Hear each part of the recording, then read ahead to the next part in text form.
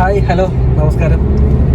നമ്മുടെ ചാനലിൽ വീഡിയോസൊക്കെ ഇട്ട് കുറേ നാളായി. അത് പേഴ്സണലായിട്ട് കുറച്ച് ഇഷ്യൂസ് ഉണ്ടായിട്ടാണ് ഇടാൻ സാധിക്കാഞ്ഞ്. ഇപ്പോൾ എൻ്റെ ആഗ്രഹം കൊണ്ട് വീണ്ടും ഞാൻ റീസ്റ്റാർട്ട് ചെയ്തേക്കുക. എല്ലാവരുടെയും സപ്പോർട്ട് പ്രതീക്ഷിച്ചുകൊണ്ട് തന്നെ ഞാനിപ്പോൾ സ്റ്റാർട്ട് ചെയ്യുക. ഇപ്പോൾ ഫസ്റ്റ് ഓഫ് ഓൾ എൻ്റെ സ്വന്തം വണ്ടിയുടെ റിവ്യൂ തന്നെയാണ് ഞാൻ പറയുന്നത്. ഡ്രൈവ് റിവ്യൂ ആണ്. അതായത് ഈ വണ്ടി ഓടിച്ചാൽ എങ്ങനെയുണ്ട്, ഓടിക്കുന്ന ഒരാൾക്ക് എന്തൊക്കെ ഫീലിങ്സ് ആണ് വരുന്നത്, മീൻസ് പവറിൻ്റെ കാര്യത്തിലും കംഫോർട്ടിൻ്റെ കാര്യത്തിലും ആ ഫീലിങ്സ് ആണ് കേട്ടോ ഉദ്ദേശിച്ചത്. അപ്പോൾ അതിൻ്റെ ഒരു റിവ്യൂ ആയിട്ടാണ് ഞാനിപ്പം നിങ്ങളുടെ മുന്നിൽ എത്തിയിരിക്കുന്നത്. വീഡിയോ കണ്ടതിന് ശേഷം അഭിപ്രായങ്ങളെല്ലാം ഒന്ന് കമൻറ്റ് ചെയ്ത് അറിയിക്കുക. എല്ലാവരും സപ്പോർട്ട് ചെയ്യുക. അപ്പോൾ ഈ കൂടുതൽ ആഘടിപ്പിക്കുന്നില്ല. നമ്മുടെ വണ്ടിയിലേക്ക് വരുവാണെങ്കിൽ ഇതാണ് ഞങ്ങളുടെ ഏറ്റവും പുതിയ വണ്ടി. ഞാൻ എടുത്തിട്ട് ഇപ്പോൾ ഏകദേശം ഒരു 3.5 മാസം ആവുന്നേ ഉള്ളൂ. ടാറ്റ നെക്സോൺ ആണ്. നെക്സോൺ ഡീസലാണ്. ടോപ്പിൻ്റെ വേരിയൻ്റ് ഒന്നും അല്ല, മൂന്നാമത്തെ വേരിയൻറ്റ് സ്മാർട്ട് പ്ലസ് എന്ന വേരിയൻ്റാണിത്. അത്യാവശ്യം വേണ്ടുന്ന ഫീച്ചേഴ്സ് മാത്രമേ ഈ വണ്ടിക്കകത്തുള്ളൂ. ഓവറായിട്ട് കാര്യങ്ങളൊന്നുമില്ല. കാരണം അത് ബഡ്ജറ്റും കൂടെ നോക്കിയിട്ടാണ് നമ്മൾ വണ്ടി എടുത്തത്. ഏകദേശം ബഡ്ജറ്റ് കാര്യം പറയുകയാണെങ്കിൽ ഏകദേശം 12 ലക്ഷം രൂപയ്ക്ക് അകത്തേ ആയിട്ടുള്ളൂ എനിക്ക് ഈ വണ്ടി ഓൺ റോഡ് ഇറക്കി. ഇപ്പം ഡീസൽ വണ്ടിയാണ്. ഇനി ഡീസൽ വണ്ടിയിലേക്ക് പോകാനുള്ള കാരണം ചോദിക്കുകയാണെങ്കിൽ ഇപ്പോൾ ഒത്തിരി കുറേ ആൾക്കാർ എൻ്റെ അടുത്ത് പറഞ്ഞ് ഇപ്പോൾ ഡീസൽ ഉടനെ നിർത്തും, ഇനി BS7 അത് വരും ഇത് വരും, ഡീസൽ വേണ്ട എന്നൊക്കെ പറഞ്ഞു. പക്ഷേ എനിക്ക് ഇങ്ങോട്ട് വരാൻ കാരണം, ഡീസലിലേക്ക് വരാൻ കാരണം ദ ഫസ്റ്റ് റീസൺ ഈസ് ഇതിന് തരുന്ന ആ ഒരു ടോർക്ക് 260 Nm ടോർക്കാണ് ഇതിന് പറയുന്നത്. ആ ഒരു ടോർക്ക് ഫീൽ ചെയ്യണമെങ്കിൽ എനിക്ക് ഇതുവരെ പെട്രോൾ വണ്ടിയിൽ ആ ഫീലിങ്സ് കിട്ടിയിട്ടില്ല. സത്യം, ജെന്യുവൻലി പറയുക. അതിന് എനിക്ക് മാത്രമാണെന്ന് അറിയാൻ വയ്യ. പിന്നെ എനിക്ക് ആ സൗണ്ടും കാര്യങ്ങളൊക്കെ വെച്ച് നോക്കുമ്പോൾ എനിക്ക് ഡീസൽ വളരെ ഇഷ്ടമാണ്. ചിലർക്ക് ഡീസലിൻ്റെ സൗണ്ട് ഇഷ്ടമല്ല, ഇതിൻ്റെ സൗണ്ട് കൂടുതലാണ് കേട്ടോ. എങ്കിലും പറഞ്ഞ പോലെ ആ പവറിൻ്റെ കാര്യം, ആ ടോർക്ക് പവർ, അതിൻ്റെയൊക്കെ ആ ഒരു ഔട്ട്പുട്ട് കിട്ടണമെങ്കിൽ എനിക്ക് ഡീസൽ വണ്ടിയെ കുറച്ചുകൂടെ സ്യൂട്ടബിൾ ആയിട്ട് തോന്നിയിട്ടുള്ളത്. പിന്നെ വേറെ രണ്ടാമത്തെ കാര്യം എന്ന് വെച്ചാൽ മൈലേജ്. ഞങ്ങൾ ഓൾറെഡി യൂസ് ചെയ്തിരുന്ന മറ്റേ ഹ്യുണ്ടായി ഐട്ടൻ്റെ കാര്യം പറയുകയാണെങ്കിൽ 2012 വണ്ടിയാണ് ഐട്ടൻ. അപ്പോൾ ഐട്ടൻ്റെ കാര്യം പറയുകയാണെങ്കിൽ വണ്ടി സൂപ്പറാണ്. ഇപ്പോഴും കറക്റ്റായിട്ട് മെയിൻറ്റെയിൻ ചെയ്ത് പോകുന്നതുകൊണ്ട് തന്നെ അത്യാവശ്യം നല്ല പെർഫോമൻസ് വണ്ടി തരുന്നുണ്ട്. ഒരു ഹാഷ് ബാക്ക് എന്ന രീതിയിൽ ആ സെഗ്മെന്റ് വെച്ച് നോക്കുകയാണെങ്കിൽ നല്ല കംഫോർട്ടും നല്ല ഒരു എന്താ പറയുക ഒരു ഡ്രൈവബിലിറ്റിയും എല്ലാം വണ്ടി പ്രൊഡ്യൂസ് ചെയ്യുന്നുണ്ട്. പക്ഷേ പെട്രോൾ ആയതുകൊണ്ട് തന്നെ 1.2 ആയതുകൊണ്ട് തന്നെ നമ്മുടെ സ്വിഫ്റ്റിനൊന്നും തരുന്ന മൈലേജ് ഒരിക്കലും തരത്തില്ല. ആ ഒരു വിഷയമുണ്ട്. അപ്പോൾ ആ മൈലേജും അതുപോലെ തന്നെ പവറും ഫാക്ടറാക്കി തന്നെയാണ് ഞാൻ ഡീസലിലേക്ക് വന്നത്. ഇനി നമുക്ക് ബാക്കി ഓടിച്ചുകൊണ്ട് തന്നെ പറയാം. അപ്പോൾ ഡ്രൈവിനെ പറ്റി പറയുകയാണെങ്കിൽ ഞാൻ കുറച്ച് മുമ്പ് പറഞ്ഞത് തന്നെ നല്ല പവർ ഔട്ട്പുട്ട് വരുന്നൊരു വണ്ടി തന്നെയാണ് ഈ ടാറ്റ നെക്സോണിൻ്റെ ഡീസൽ വണ്ടി. കാരണം 260 Nm ആണ് ഇതിൻ്റെ ടോർക്ക്. അതിന് 1.5 ലിറ്റർ ടെർബോ ഡീസലാണ് വണ്ടി വരുന്നത്.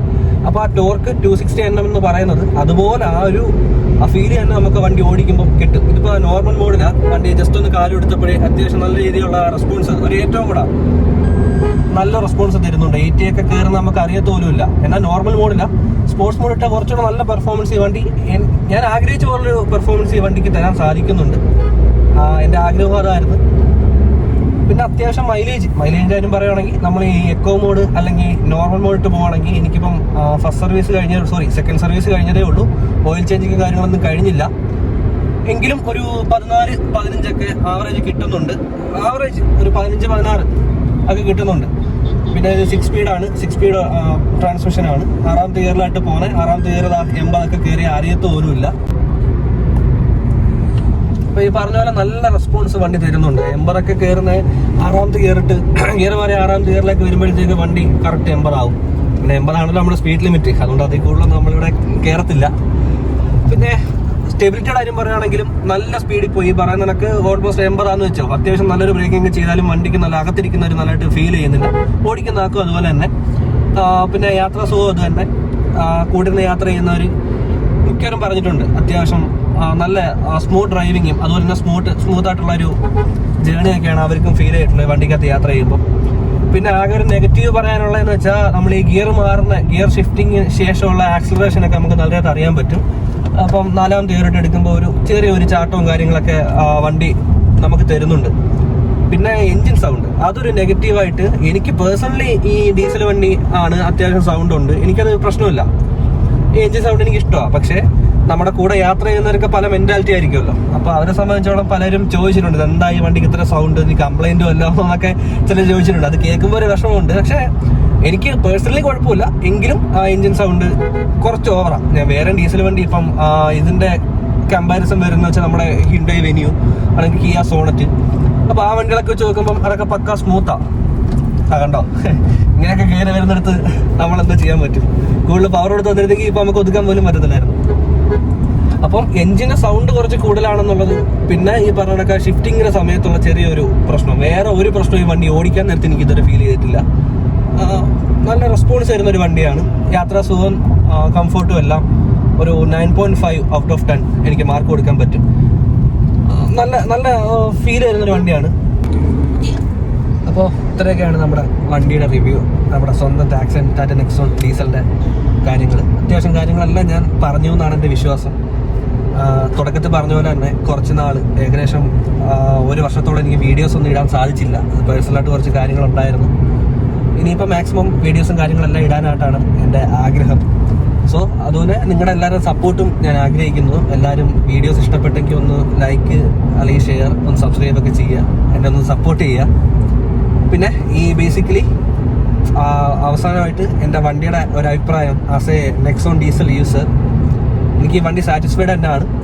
പിന്നെ ഇപ്പോൾ നിങ്ങളൊരു വണ്ടി എടുക്കുമെന്ന് വെച്ചോ, നെക്സോൺ എടുക്കാൻ തീരുമാനിച്ചെന്ന് വെച്ചോ, നിങ്ങൾക്ക് റീസെയിൽ ഒരു പ്രശ്നമല്ല. പിന്നെ അതുപോലെ ഡീസൽ എടുക്കുന്നെങ്കിൽ എഞ്ചിൻ നോയ്സ് അങ്ങനെയുള്ള കാര്യങ്ങളൊന്നും പ്രശ്നമല്ല.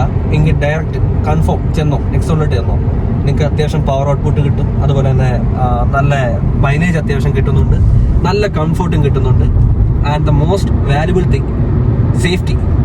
നമുക്ക് വണ്ടി ഓടിക്കുമ്പോൾ ഫീൽ ആവും. നല്ല വെയിറ്റ് ഉള്ള ബോഡിയാണ് വണ്ടി. അതുകൊണ്ട് സേഫ്റ്റിയുടെ കാര്യത്തിലും ഒരു കോംപ്രമൈസും ഇല്ല. ടാറ്റയുടെ കാര്യത്തിൽ ഞാൻ പിന്നെ സേഫ്റ്റി പറഞ്ഞ് വേറെ ബോധിപ്പിക്കേണ്ട കാര്യമില്ലല്ലോ. സോ എല്ലാം കൊണ്ടും ഇത്രയും ഈ പറഞ്ഞ കാര്യങ്ങളൊക്കെ ഓക്കെ ആണെങ്കിൽ നെക്സോണിലോട്ട് പോകുന്നതിന് ഒരു പേടിയും വേണ്ട, ധൈര്യമായിട്ട് വെക്കോ. സർവീസും വലിയ കുഴപ്പമില്ല. എനിക്ക് സർവീസൊന്നും കഴിഞ്ഞില്ല, ഫ്രീ സർവീസ് രണ്ടെണ്ണം കഴിഞ്ഞതേ ഉള്ളൂ. സർവീസിന്റെ റിവ്യൂ ഒക്കെ ഞാൻ അതിന് ശേഷം ഇടുന്നതായിരിക്കും. സോ ഇതുവരെ സർവീസൊന്നും വലിയ കുഴപ്പമില്ല. അപ്പോൾ എന്തായാലും അടുത്ത വീഡിയോയിലൂടെ കാണാം. എല്ലാവരും ഒന്ന് സപ്പോർട്ട് ചെയ്യുക. Thank you.